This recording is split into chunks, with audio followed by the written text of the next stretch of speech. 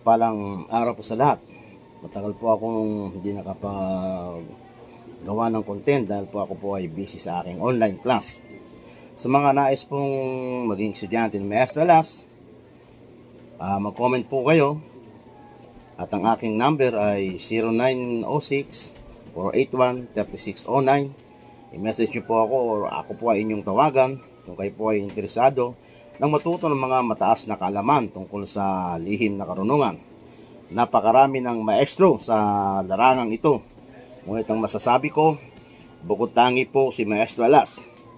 Marami ang tumataas ang kilay kay Maestro Alas. Bakit daw ako naniningil sa aking pagtuturo? Ganito po lang yan. Ang kaalaman po ay, yan po ay hindi basta-basta nakukuha. Kailangan mo po ng isang magaling na guro para ang lihim na karunungan ay iyo pong makuha.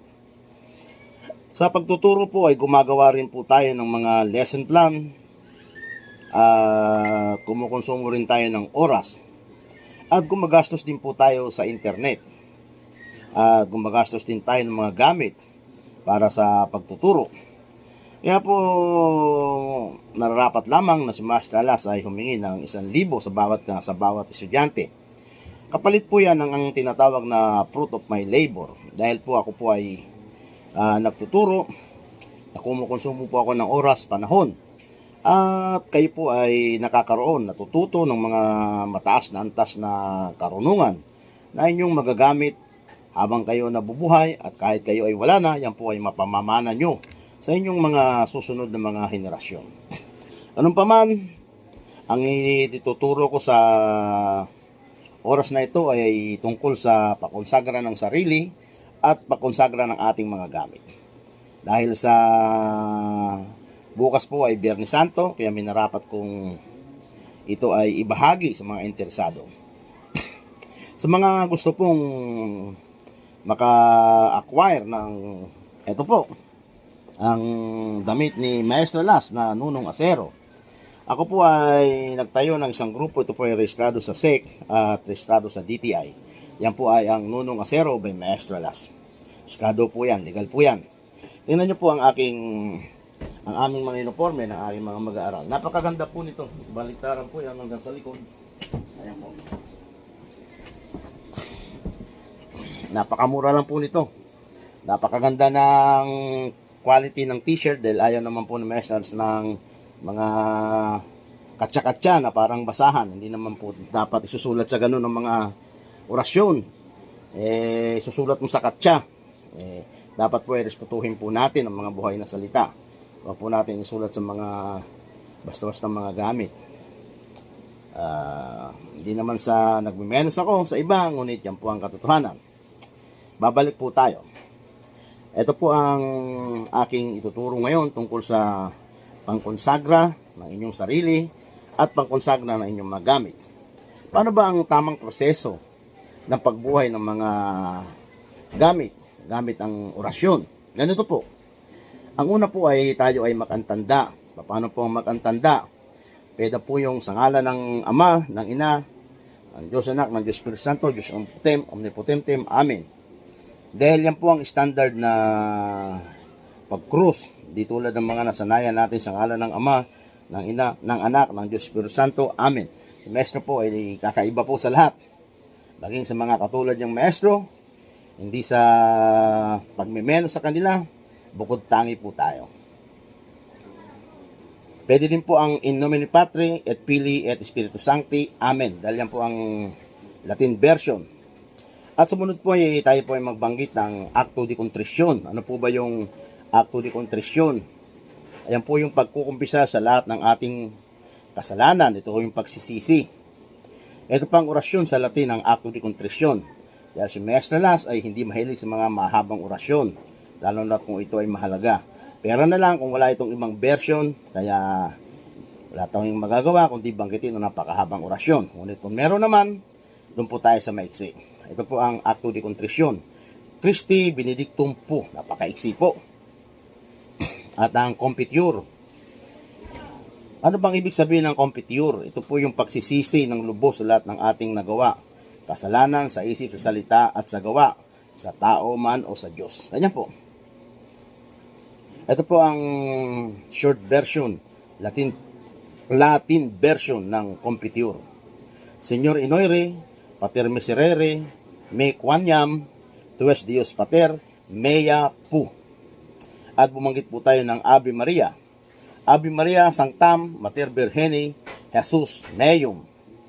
At ang isunod po natin ay ang tinatawag na Pater Noster. Ang Pater Noster po, ayan po yung Ama namin. Ito po ang short version ng Ama namin in Latin language. Paternum Deum Christum Solemni Christatim Christum Egusum. At sumunod po ay magbanggit po tayo ng Gloria Patri. Ano po yung Gloria Patri? Ayan po yung tinatawag na Glory be. Glory be to the Father, to the Son, and to the Holy Spirit. Ito po ang Latin version yan. Gloria Patri et Filio et Spiritus Sancto. Amen. Ayan po. Napaka-simple lang po. Ayan po. Dito po tayo sa credo. Ano po ba ang credo? Ayan po yung sumasampalataya. Ito po ang Latin version ng sumasampalataya. Short version by Maestro Alas. Christatim, Gesum, Christi, Pater, Salvame. Napakaiksi po. At susunod na dyan ang siyam na misteryo. Bakit kailangan natin bumanggit ng siyam na misteryo? Sa hindi po nakakaalam, ito po yung pagtawag, paghingi ng kapangyarihan sa Diyos upang ang mga orasyon na ating gagamitin ay gumana. Ito po ang siyam na misteryo. Coram, Hihum, Hinisim, Inovam, Bilorem, Crisaram, Muendisam, Aratum, Aksum, Okram, Bekriam. Siyam na ulit po yan. Ayan po ang siyam na misteryo. At isusunod po natin ang tinatawag na pagpagana ng orasyon. Parang kotse yan, may kotse ka. Hindi ka naman marunong magmaneho. Hindi ka rin po makakarating sa iyong paroroonan. At marami pang kakaibat yan. Yung mga orasyon na yan ay nagsisilbing gasolina at mga parte ng mga sasakyan upang ito po ay gumana at makarating doon sa paroroonan. Kaya po ito po yung isang formula na aking sinadyang ginawa para po sa araw ng Biyernes Santo. Ito po yung pagpagana ng orasyon. At pagpagana ng orasyon o yung gahom na yung hiningi ay yung mapagana. Ito po yun. Orasyonim, pagtirumpi, Christi Morando, Abe Bato, Beta, Egusum Cruz. At ngayon ay babanggit na po tayo ng magpapagana ng orasyon o ang gaganap ng orasyon na ating iuusal. Ito po. Aram, Akdam, Aksadam, Salvame, Bam, Baobim, Libirami, Satura, Ripo, Tenet, Opera, Rotas, Ayudami, Pu. Yan po, sila po magpapagana ng bawat orasyon na ating gagamitin. Kumbaga sa humingi ka ng pera, binigyan ka ng pera, at binigyan ka ng karapatan ang perang yan ay yung gastusin. Ngunit tatawid pa sa kabilang dagat at ikaw hindi marunong lumangoy.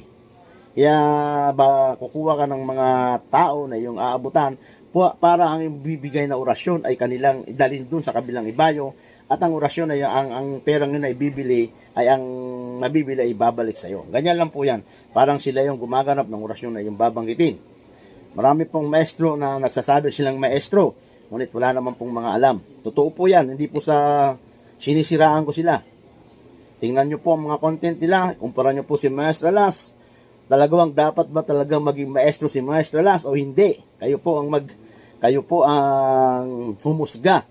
Dahil sa mga estudyante ko, sila naman po ay masaya sa pagtuturo ng Maestro Alas. At susunod diyan, pag natapos na po natin ang binanggit na po natin ang magpapagana ng orasyon na ating binanggit, susunod na po natin diyan ang magtanda uli. In nomine Patri, et Filii, et Spiritus Sancti. Amen. Pwede po yan.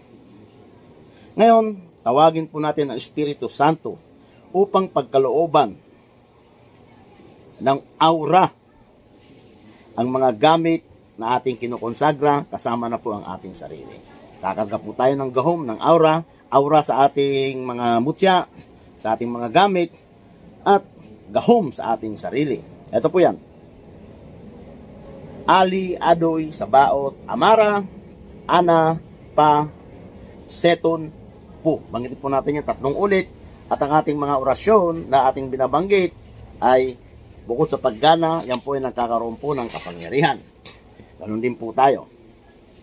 Ngayon, bago tayo magkonsagra ng mga gamit at ang ating sarili, una bumanggit ng konsagra tumpu, 108 na ulit, gumamit po tayo ng pambilang upang ito po ay hindi lumabis at hindi kumulang. At pagkatapos po, pag nabanggit na po natin yan ng 100 na ulit na consagratum, isunod po natin ang pu sa huli. Ganyan lang po kasimple. Ngayon, ito po ang orasyon, na simpretong orasyon na konsagra ng ating sarili at ng ating gamit. Jehovah, Sainig, Diahode, Kasin, Diabi, Ainig, Teos, Sabaot, Adonai, Ichiros, Sadai, Mesyas, Is, Heto, Tihoyam, Kuoibe, Poi, Tet, Ramaton. Ganyan lang po. Pagkatapos po niyan, pag nabanggit po natin yan, banggitin po natin ating sarili. Tulad po sa akin, ako po si Maestro Alas. Ang edad ko ay 52 na po ako. Still young. At ang aking presenting address, Pinagbuhatan, Pasig. At isusunod na po natin ang Diyos, Principium et Finish Cross, Cross, Cross, Cross, Cross. 5 cross at Amen. Ganyan lang po. Pakabanggit po natin yan, tayo na po ay magsara ng mga orasyon. Iki, relibricum. Po, ihuipan po natin ang ating sarili at himasin natin ang sarili at hipan po natin ang ating mga gamit. At tayo po ay mag-sign of the cross ulit.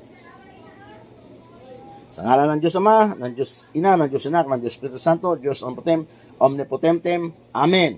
Sana po ang content kong ito, kayo po ay nalugod. Kung kayo po ay nalugod, kayo po ay mag-likes, mag-subscribe po kayo. Tinitiyak po ni Maestro Las na marami po kayong matututunan ng mga kakaibang kaalaman. Hindi tulad ng mga gaya-gaya lang. Mga pulot-pulot na orasyon sa Google at kung saan pa.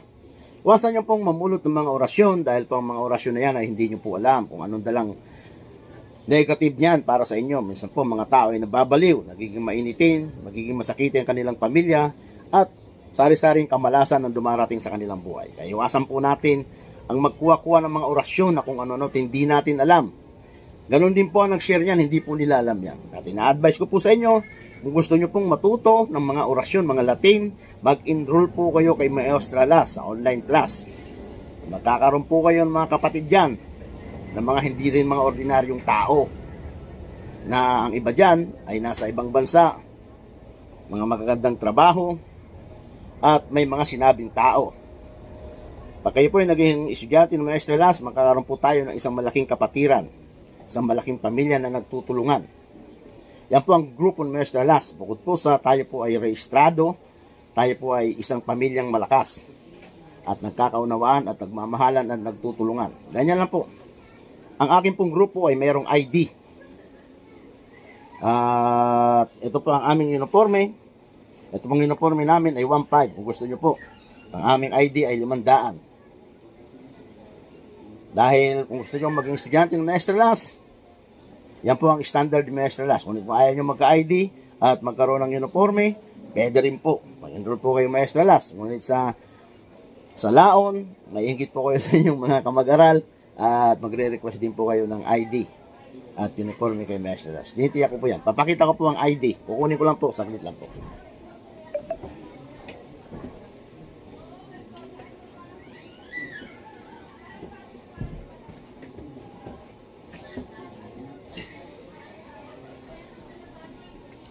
Ito po ang mga ilang ID ng mga estudyante ko.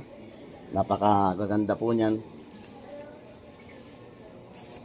Ito po ang isa kong estudyante. Kapitapitagan. Takpan ko lang po ang pangalan. Ito po ay nagtatrabaho po sa Japan. Isa po yan sa mga estudyante na Las, ng mga matitikas. Marami po estudyante si Maestro Las. Kaya sa mga nagsasabi na Maestro Las bakit sila magbabayad? Ang tanong ay, kahit po nung unang panahon, kung gusto mong matuto, ay ikaw po ay gagastos. Maging ang ating mga bayani, sila Sir Rizal, lahat po ng mga bayani natin na nagkaroon ng kalaman, sila po ay gumastos sa kanilang kalaman. At meron pa ngang nagsalita kay Maestro Las. Ako daw ay nagtuturo sa kaharian ng Diyos. Bakit ako ay naniningil? Ang sabi ko naman, paumanhin po, hindi po ako nagtuturo sa kaharian ng Diyos. Ako po ay nagtuturo dito sa lupa para makamtan mo ang kaharian ng Diyos. Yan po. Kaya po si Maestro Las ay kumakain din, umiinom ng tubig, nagbabayad ng mga bayadin. Kaya po tayo ay humingi ng konting tulong para rin po sa fruit of my labor. Kasi sa ngayon po, kahit mga bata utusan mo bumili ng suka, hindi po yan tatalima kung hindi mo bibigyan. Ganyan po yan. Pamangkin mo na po yan. Ikaw din po ay mahihiya. Ganyan po sa mundo ngayon. Dahil nagbago na po ang mundo. Dati ay marami kang makukuha na walang bayad, pero ngayon ay nagbago na po. Dahil po sa kompetisyon. At sinasabi na lahat ng bagay ay hindi mo na makukuha ng tinatawag na libre ngayon. Meron naman libre, pero tinitiyak ko po yan sa inyo. Ang libre po ngayon ay basura lang. Kahit nga basura ngayon ay binibili na. Tandaan po natin na lahat po ng bagay, lalo na pag yan po ay mahalaga, yan po ay may kahalintulad na halaga din. Hanggang dito na lang po ang pagtuturo ng Maestro Las. Sana po kayo ay nalugod at nakakuha ng aral. At sa muli, kung kayo po ay gustong maging estudyante ng Maestro Las, maging matikas na estudyante ng Maestro Las, gustong maging isang magiting na manggagamot, at isang magaling sa larangan ng LMK o linim na karunungan, mag-join po kayo sa aking mga estudyante. Napakalit po nang hinihingi ko, 1,000 sa isang buwan. Halos ang natuturo ko po ay halos 1 libro po yan. Huwag pong tataas ang inyong mga kilay dahil sa susunod na panahon lalabas po ang mga libro ni Maestro Las. Sarili pong libro ni Maestro Las, sariling turo, sariling orasyon. Hindi po yung gaya-gaya sa YouTube. Hindi po tayo ganyan. Ang mapagmamalaki ko po sa inyo, si Maestro Las ay isang buhay na encyclopedia ng lihim na karunungan. Si Maestro Las po yan. Nag-iisa lang po yan. Diyos mabalos po, maray na banggi. Si Maestro Las, Pride of Bicol. Diyos mabalos po sa Indugabos.